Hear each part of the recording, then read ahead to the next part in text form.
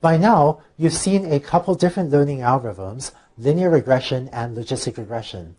They work well for many problems, but when you apply them to certain machine learning applications, they can run into a problem called overfitting that can cause them to perform very poorly. What I'd like to do in this video is explain to you what is this overfitting problem, and in the next few videos after this, we'll talk about a technique called regularization that will allow us to ameliorate or to reduce this overfitting problem and get these learning algorithms to maybe work much better. So what is overfitting?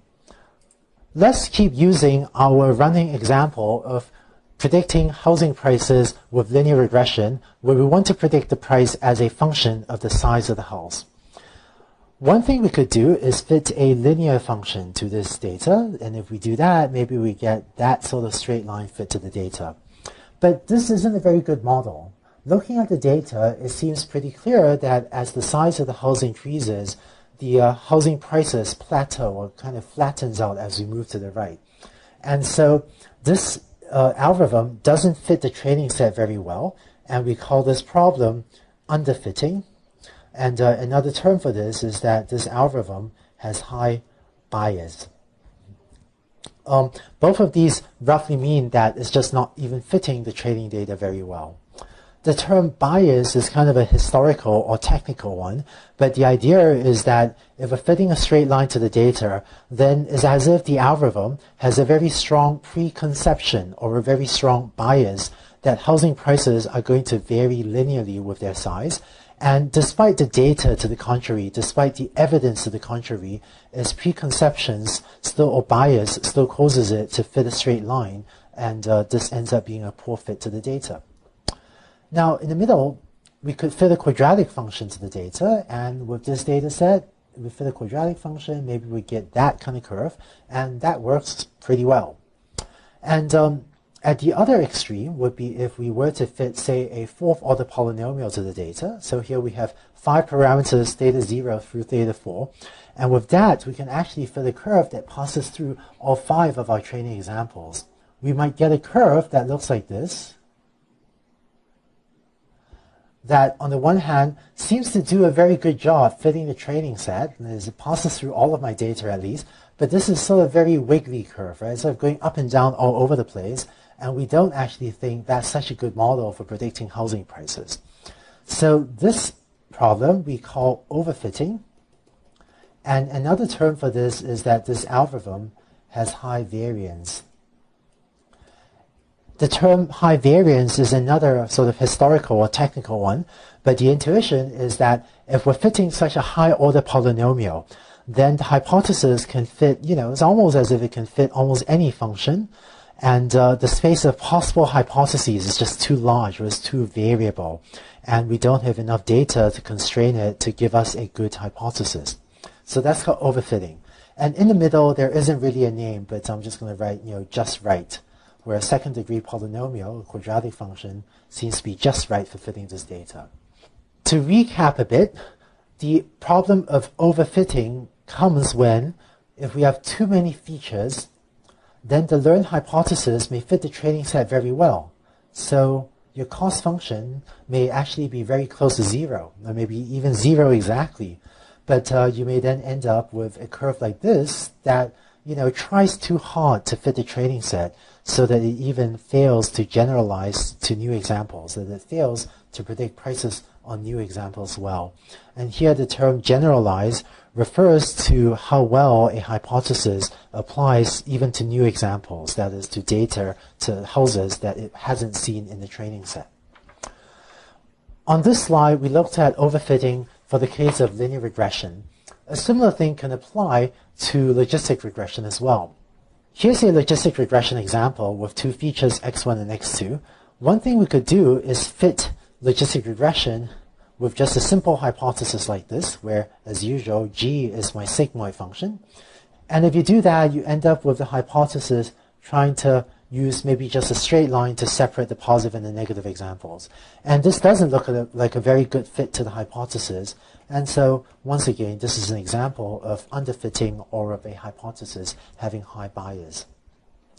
In contrast, if you were to add to your features these quadratic terms, then you could get a decision boundary that might look more like this. And that's a pretty good fit to the data. Probably about as good as we could get on this training set. And finally, at the other extreme, if you were to fit a very high order polynomial, if you were to generate lots of high order polynomial terms as features, then logistic regression may contort itself, may try really hard to find a decision boundary that fits your training data, or go to great lengths to contort itself to fit every single training example well.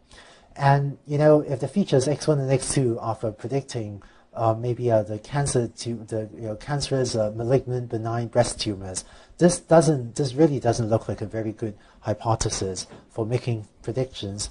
And so once again, this is an instance of overfitting and of the hypothesis having high variance and being unlikely to generalize well to new examples.